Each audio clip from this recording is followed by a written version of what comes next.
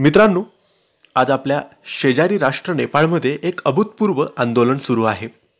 Social media बंदीपासून सुरुवात झालेली ही लढाई आता रक्तरंजित संघर्षामध्ये बदलली आहे. प्रश्न असा आहे की नेपाळमधील या आंदोलनातून पुढे काय निष्पन्न होणार आहे आणि त्याचा आपल्या परिसरावर काय परिणाम होऊ शकतो.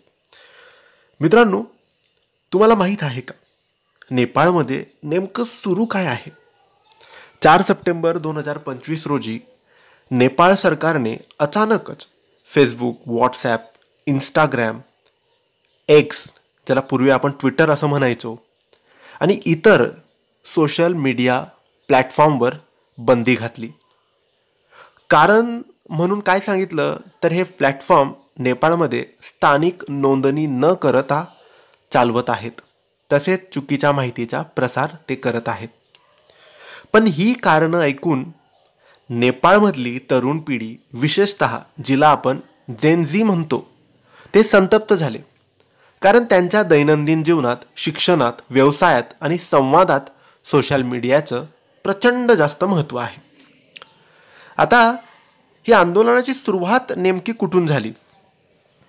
तर युवक युवतींनी सोशल मीडिया बंदी नको या घोषणासह काठमांडू, भक्तपूर, ललितपूर आणि इतर शहरांमध्ये रस्त्यावर उतरून निषेध सुरू केला. त्यांच्या हातात पोस्टर्स होती.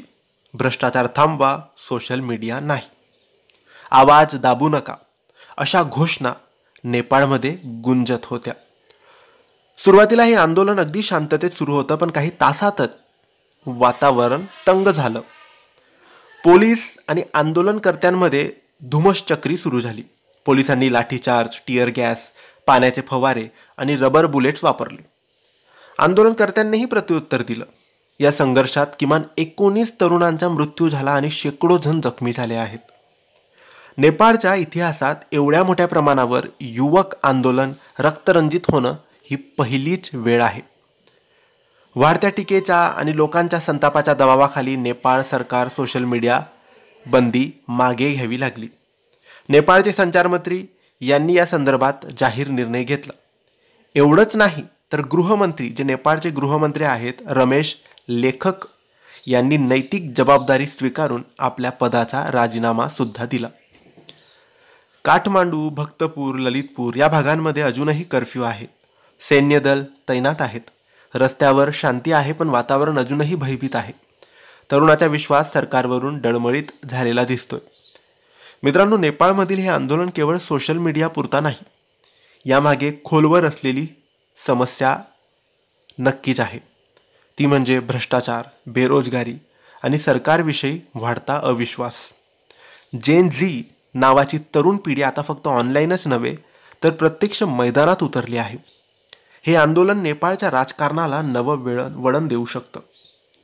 आज नेपाळमध्ये जी ठिणगी पेटली आहे, तिच्या पुढील काळात मोठा राजकीय आणि सामाजिक परिणाम होऊ शकतो.